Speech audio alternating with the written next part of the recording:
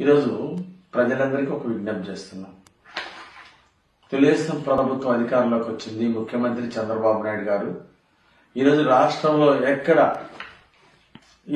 ఎక్కడ కూడా శాంతి భద్రతలకి విఘాతం కలగకూడదు, సమర్థవంతంగా శాంతి భద్రతలు ఇవ్వాలనేది ఈరోజు తెలుగుదేశం ప్రభుత్వం యొక్క లక్ష్యం. ఈరోజు వినుకొండలో తొలి ఏకాదశి పండగ రోజు ఒక దారుణమైనటువంటి హత్య జరగటం చాలా చాలా బాధాకరం. దీనికి కారణం ఈరోజు హత్య చేసినటువంటి జిలాని, అలాగే చనిపోయినటువంటి వ్యక్తి ఇద్దరు వైఎస్ఆర్ పార్టీలో తిరిగినటువంటి వాళ్ళు,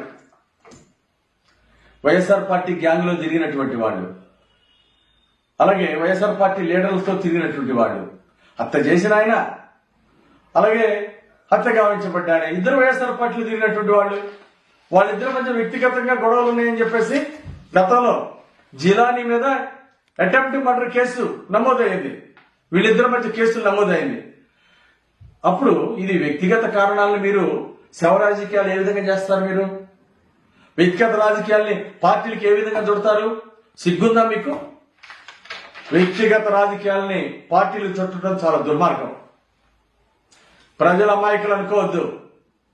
ఈరోజు ఈ శవ రాజకీయాలు ఇప్పుడైనా మానుకోండి. ప్రజలు చిత్తుగా ఓడించిన తర్వాత అయినా మీకు బుద్ధి రాకపోవడం చాలా బాధాకరం. గతంలో బాబాయ్ హత్యని మీరు ఎట్లయితే దుష్ప్రచారం చేశారో, ఈరోజు మీ పార్టీ కార్యకర్తలు హత్య చేసినా అది తెలుగుదేశం పార్టీ మీద బురద జల్లటం, శవ రాజకీయాలు చేయటం, ఇది ఎంతవరకు సమంజసం అని అడుగుతున్నా నేను. ఇప్పటికైనా శవ రాజకీయాలు మానుకోండి. ఇది చాలా దుర్మార్గం.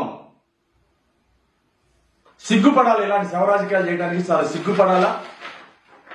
ఏది ఏమైనా సరే ఇలాంటి హత్య జరగడం చాలా బాధాకరం. దీన్ని కఠినంగా వ్యవహరిస్తుంది తెలుగుదేశం ప్రభుత్వం. ఎవరైతే ఈ దాడులకు హత్యకు పాల్పడ్డారో, ఎవరైతే ఉన్నారో వాళ్ళందరినీ కూడా కఠినంగా శిక్షిస్తాం. అధికారులకు ఆదేశించడం జరిగింది. ఈ హత్య నేరంలో ఎవరెవరికైతే సంబంధం ఉందో వాళ్ళందరి మీద కఠినంగా వ్యవహరించాలి, అందరిని అరెస్ట్ చేయాలి, కఠినంగా శిక్షించాలని చెప్పేసి మేము అధికారులు ఎస్పీని కోరాం.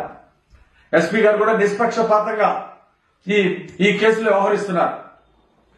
పాత గొడవలు ఓ పార్టీలో వైఎస్ఆర్ పార్టీలో ఇద్దరు పనిచేసినటువంటి వాళ్ళు, అలాంటిది తెలుగుదేశం పార్టీకి చుడతారా? శవ రాజకీయాలు చేస్తారా? ఇది చాలా సిగ్గుసేటు.